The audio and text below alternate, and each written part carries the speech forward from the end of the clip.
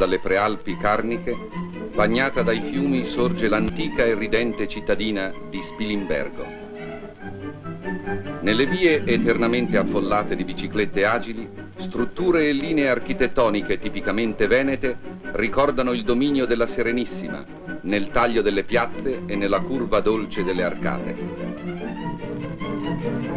Ma l'arte non è contemplazione del passato, è la culla dei futuri artefici del mosaico, allievi della scuola mosaicisti del Friuli. Giungono in bicicletta anche dai numerosi paesini dei dintorni. Seri e disciplinati, gli allievi dei 4 corsi si accingono a dare inizio alla loro giornata. Fin dall'imitare li saluta l'immagine del mosaico, che darà loro vita e lavoro. L'attrezzo sostituisce la penna, la pietra prende il posto dei quaderni. Sui banchi comincia la danza ritmica e precisa tra il martello e il ciottolo. Sotto le mani esperte, le pietre vengono sminuzzate. È il primo lavoro per conquistare la perfezione nel taglio.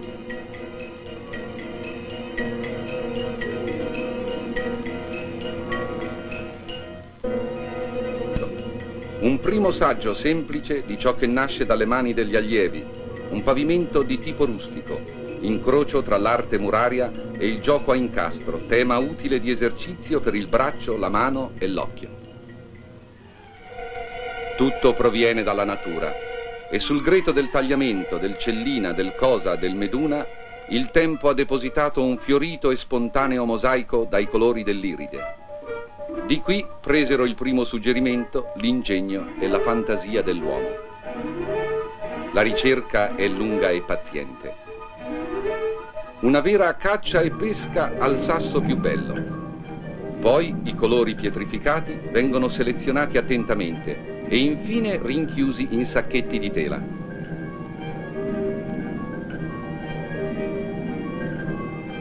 Greve è la strada del ritorno a scuola. Nei sacchi c'è adesso un singolare tesoro di pietre che diverranno preziose. I più piccoli, come al solito, s'appoggiano ai più grandi.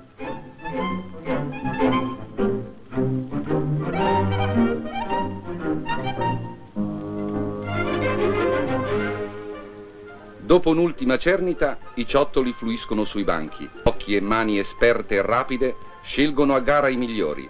E c'è chi ha fretta di cominciare, anche se il martello è più grande del martellatore. Non si picchia a caso. Colpo dietro colpo, il ragazzo sa far nascere tra le sue mani, da un ciottolo, la famosa tessera.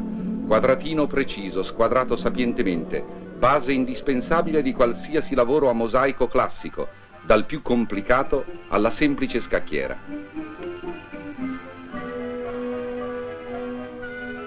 La istruzione degli allievi è completata dallo studio della matematica e del disegno, geometrico e ornato, basi della preparazione di un buon mosaicista.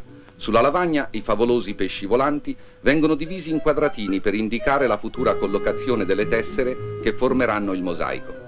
Il disegno della lavagna prende peso e forma concrete con le accurate rifiniture e i colpi esperti e brevi della martellina nelle mani istintivamente abili del fanciullo, erede di un'arte tradizionale tramandata da padre in figlio.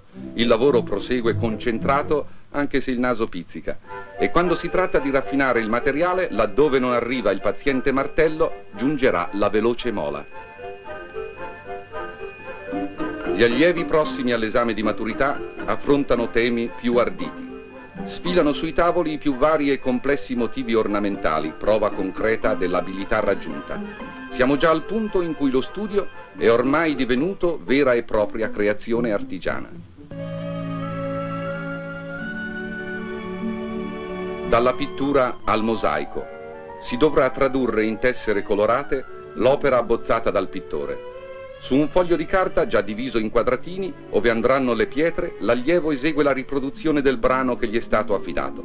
La tecnica è quella del disegno a rovescio, come su uno specchio, che richiede esattezza e passione.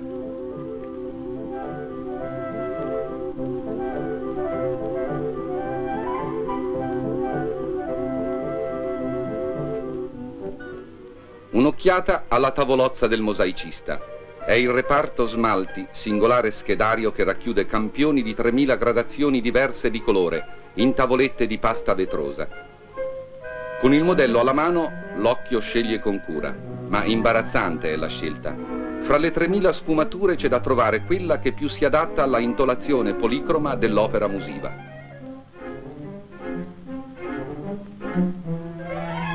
Scelto il campione, nel magazzino in scaffali numerati, l'allievo troverà gli smalti a completare la gamma cromatica che le pietre e i marmi non possono fornire. Gli smalti soddisfano ogni più raffinata esigenza del mosaicista. Un ultimo sguardo allo schema parziale del montaggio del grande affresco ancora scomposto. Ogni allievo incastra poi i lavori elaborati in precedenza da solo nello schema generale. Dal particolare si torna all'universale, e l'opera, all'inizio frantumata in 1000 pezzi, si ricompone brano a brano in una sola unità, frutto di un geniale lavoro collettivo. Il lavoro è compiuto, ma è ancora al rovescio. Applicato sulla superficie da decorare, la carta scopre il mosaico, che finalmente appare come resterà per secoli. Tirati a lucido e levigati, colori e immagini emergono brillanti. La magia del mosaico è compiuta. La sorpresa si ripete all'infinito, sempre differente nei suoi motivi. Un gesto affettuoso, quasi di rito, scopre l'impronta bizzarra e scintillante del mosaico sul vaso. Il lavoro attento e paziente prosegue. La scuola professionale di Spilimbergo, unica nel suo genere in Italia, è largamente conosciuta per i suoi lavori in tutto il mondo. L'arte sacra preferisce ancora, come nelle età più antiche, affidare alle nobili e tradizionali tecniche del mosaico i temi delle sue storie più celebri. Una per una, incollate sul disegno a rovescio, le tessere di pietra o di smalto vengono applicate con pazienza da certosino. Meno legata all'antico metodo, ma efficace, la tecnica del mosaico pittorico ritrae sembianze e immagini ispirate al gusto delle scuole più tradizionali.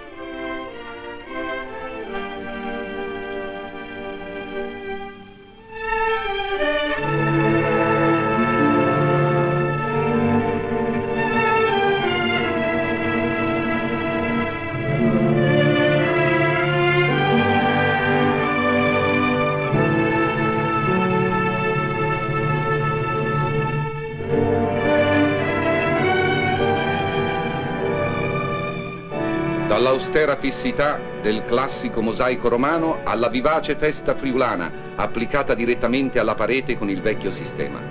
Poi la riproduzione in mosaico di una fotografia offre un vero e proprio saggio di virtuosismo e lo sguardo di pietra dà vita all'arida materia in cui rivive un famoso poeta friulano. I più grandi e i più esperti lavorano anche l'oro, montato su tessere di vetro verde. L'antica alchimia ritrova qui i gesti attenti dell'artefice che maneggia con precauzione il metallo prezioso nascosto dal vetro. Ma rovesciato il vetro, l'oro torna a splendere sulla parete in fregi fantastici di stile bizantino.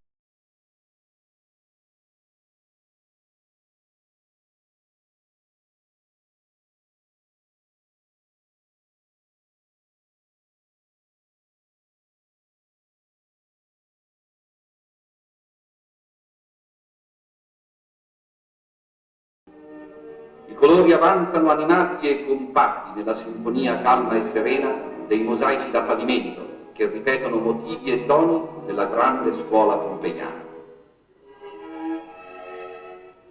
La perfezione e l'accuratezza dei lavori creati come opere di studio sono il frutto della serietà e dell'applicazione coscienziosa degli oscuri e laboriosi artefici del mosaico. Anche per lettera restano sempre legati tra loro e vicini, come membri di una sola e grande famiglia. Il direttore ne è il fulcro e il centro, al quale si indirizzano le domande di ex allievi che chiedono personale specializzato anche dai paesi più lontani. Il giovane allievo, terminato il corso, riceve ancora insegnamento e consiglio dall'esperienza consumata del nonno, un vecchio artigiano le cui mani sono ancora capaci di lavori eccezionali, in mosaico a rilievo, testimonianza esemplare di un'opera che dall'antica cittadina varca i confini d'Italia, va oltre gli oceani, nei più lontani paesi, ove oggi gli artefici del mosaico tengono alta la fama dei mosaicisti italiani che lasciarono un'impronta di bellezza ovunque giunse il tocco delle loro mani preziose.